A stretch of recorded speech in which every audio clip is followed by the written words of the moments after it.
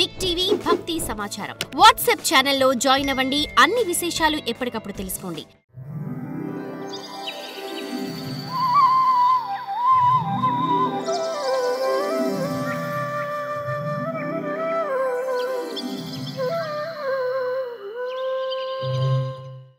ఈ మాయామోహితులైన జీవులకు నీ ప్రభావంతో మంగళాన్ని చేసే ధర్మము మొదలైన వాటిని అనుగ్రహించి ఉన్నావు కదా. ఈ నీ అవతారము భూభారాన్ని హరించేందుకే అయ్యింది. మరియు ఏకాంత హృదయులైన భక్తుల ధ్యానం కోసమే నీ అవతారం ఉద్దేశించబడింది కదా. ఓ దేవదేవా, మీదికి వస్తున్న ఈ తేజస్సు ఏమై ఉంటుంది? ఎక్కడి నుండి వస్తుంది? ఈ భయంకరమైన తేజస్సు అన్ని వైపుల నుండి చుట్టుముడుతోంది కదా. నాకు ఏమీ అర్థం కావటం లేదు. నన్ను ఉద్ధరించు అన్నాడు అర్జునుడు అటువంటి వాడు. అప్పుడు శ్రీకృష్ణుడు, అర్జున, ఇది ప్రాణాంతకమైన బ్రహ్మాస్త్రము, నీకు తెలుసా? తనకు ప్రాణాపాయం కలిగినందుకు ద్రోణపుత్రుడైన అశ్వత్థామ దీన్ని ప్రయోగించాడు. నీకు తెలియదేమో చెప్తున్నా. అతడికి దీని ఉపసంహారం తెలియదు, వదిలేశాడు. కానీ దీని యొక్క శాంతి పరిచయం తెలీదు. బ్రహ్మాస్త్రాన్ని ఓడించగల అస్త్రం మరొకటి లేనే లేదు ప్రపంచంలో. నువ్వంత అస్త్రాలు తెలిసిన వాడివి కనుక బ్రహ్మాస్త్రాన్ని ప్రయోగించి దానిని శాంతింపజేయి. బ్రహ్మాస్త్రంతోనే శాంతిస్తుంది. ఇప్పుడు పెద్ద అగ్ని వచ్చిందనుకోండి అడవిలో, అగ్నిని చల్లార్చేది ఎట్లా? చాలామంది దాని మీద నీళ్లు పోస్తుంటారు, కానీ అది పోతూనే ఉంటుంది. అందుకని ఏ దారిలో వస్తుందో చూసుకొని ఇంకొక దారిలో ఎదురుగా అగ్ని వేసినప్పుడు మాత్రమే చల్లారుతుందంటారు. ఇక్కడ అగ్ని వేసేవాడికి తాను ఒక బోర్డర్ ఉంటుంది, దాన్ని కంట్రోల్ చేసుకొని వేస్తాడని చెప్తారు. దాన్ని ముందుకు రాకుండా వెళుతుంది, అంతేగాని వెనక్కి రాకోకుండా ఏర్పాట్లు చేసుకొని అగ్ని వేయాల. అప్పుడు వేసినప్పుడు ముందుకు వెళుతుంది, కానీ అగ్ని అటు నుంచి వచ్చే అగ్ని రెండూ చేరి చల్లారిపోతాయి. ఇదొక ప్రక్రియ ఉంది. అట్లనే ఈ బ్రహ్మాస్త్రం కూడా అంతే. నీ దగ్గర ఉండేటువంటి బ్రహ్మాస్త్రం నువ్వు ప్రయోగించు అర్జున. బ్రహ్మాస్త్రం సామాన్యం కాదు కదా. ఆ బ్రహ్మాస్త్రంతోనే సమాధానం అవుతుంది అంతే, ఇంకే అస్త్రాలతో సమాధానం కాదు. అప్పుడు అర్జునుడు ఆచమనం చేసి శ్రీకృష్ణుడికి ప్రదక్షిణం చేసి బ్రహ్మాస్త్రం పైకి మరో బ్రహ్మాస్త్రాన్ని సంధించాడు. ఆ రెండు అస్త్రాలు ఢీకొట్టుకొని సూర్యుడిలాగా అగ్నిలాగా 3 లోకాలను వ్యాపించి వృద్ధి చెందాయి. ఆ అస్త్ర ప్రభావంతో 3 లోకాలు తపించిపోయాయి. జనులు ఆ తేజస్సును ప్రళయ కాలాగ్ని అనుకున్నారు. ప్రళయం వచ్చేసింది, అగ్ని ప్రళయం వచ్చింది. అగ్ని ప్రళయం అంటారు, జల ప్రళయం అంటారు. భూమి బద్దలైపోయి లోపల ఉండేటువంటి అగ్ని ఇంకా పైకి వచ్చి భూమి పగిలిపోవటం ఒకటే. ఇట్లా అనేక విధాలుగా ఉన్నాయి ప్రళయాలు. ఇది అగ్ని ప్రళయం అనుకున్నారు అందరూ. ఆ అస్త్రాలతో కలుగుతున్న లోక వినాశనాన్ని శ్రీకృష్ణుడు ఇష్టపడలేదు. లోక నాశనం అయిపోతుంది ఇది అని ఇష్టపడలేదు కృష్ణుడికి అనిపించింది. అది గమనించినటువంటి అర్జునుడు ఆ 2 అస్త్రాలను కూడా ఉపసంహరించాడు.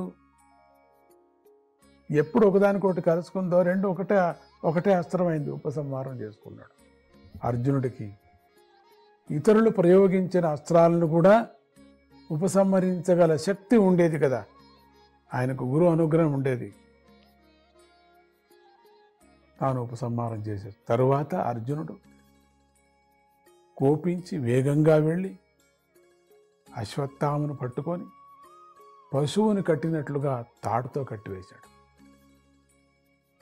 అశ్వత్థామను ద్రౌపదీదేవి ఉన్న శిబిరం వద్దకు ఈడ్చుకుపోవాలనుకున్న అర్జునుడితో శ్రీకృష్ణుడు కోపంగా ఇలా అన్నాడు, ఓ అర్జున, వీణ్ణి ప్రాణాలతో విడిచిపెట్టకు. ఈ బ్రాహ్మణాధముణ్ణి సంహరించు. వీడు రాత్రిపూట నిద్రపోతున్న నిరపరాధులైన పిల్లలను సంహరించిన మహాపాపి కదా వీడు. ఇంతవరకు ప్రాణాన్ని ఎందుకు ఇచ్చావు? ఇంతవరకు ధర్మాలు తెలిసిన వాడెవడూ కూడా మత్తులో ఉన్నవాడు, అజాగ్రత్తగా ఉన్నవాడు, పిచ్చి పట్టినవాడు, నిద్రిస్తున్నవాడు, పిల్లవాడు, అది పిల్లల్ని, స్త్రీలను, తనను రక్షించుకునే పనిని చేయనివాడు, శరణన్నవాడు, రథం లేనివాడు, భయపడుతున్నవాడు అయినటువంటి శత్రువును చంపడు. బుద్ధిమంతుడైన శత్రువు, బుద్ధివంతుడైన వీరుడు, వీళ్ళంతా నిర్బలులు. వీళ్ళందరూ కూడా వాళ్ళను చంపడు, వదిలేస్తారు.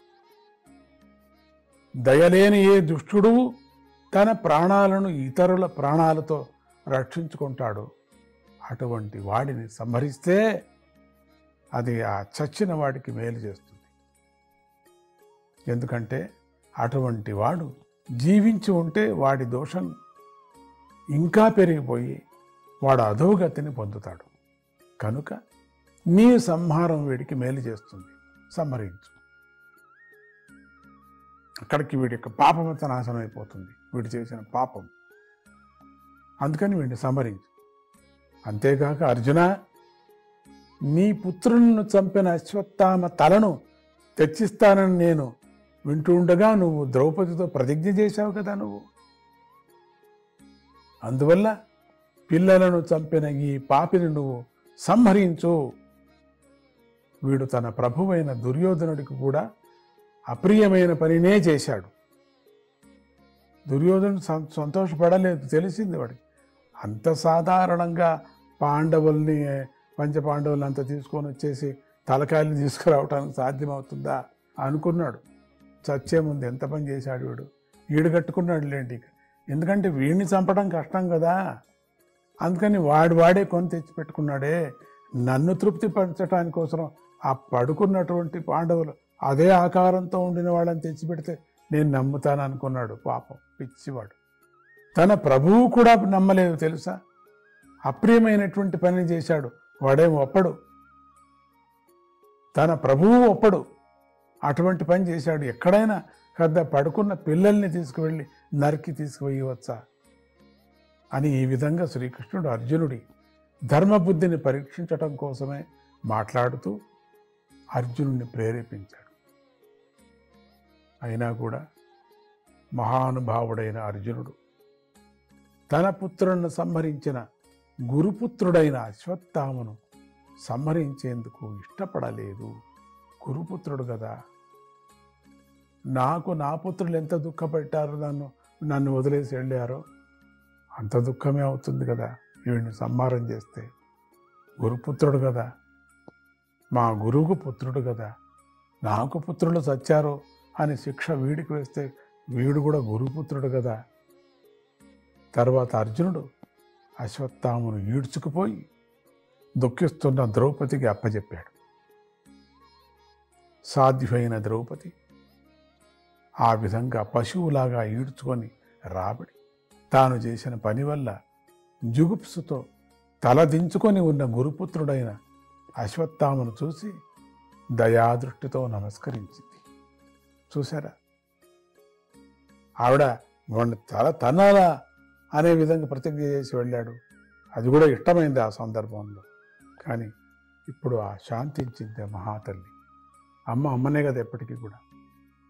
అలా అశ్వత్థామను కట్టివేసి తీసుకురావటాన్ని పతివ్రత అయిన ద్రౌపది సహించలేకపోయింది. బ్రాహ్మణుడు, గురుపుత్రుడు, పూజనీయుడు అయిన ఈ అశ్వత్థామను విడవండి అని అరిచింది గట్టిగా. ఇడిచేసేయండి, సాధ్యం లేదు, మీరేం చేయకూడదని. ఓ పతిదేవా, మీరు ఎవరి నుండి అయితే రహస్యాలతో కూడిన ధనుర్వేదాన్ని, అస్త్రాల ప్రయోగ ఉపసంహారాలను నేర్చుకున్నారో ఆ ద్రోణుడే అశ్వత్థామ రూపంలో మనమందు ఉన్నాడు తెలుసా? ఆ ద్రోణుడి భార్య అయిన కృపి వీరమాతగా ఇంకా జీవించే ఉంది. విడిచిపెట్టండి. ద్రోణుడితో పాటుగా మరణించలేదు కదా, అందుకని వదలండి. నారాయణ నారాయణ శ్రీమన్నారాయణ.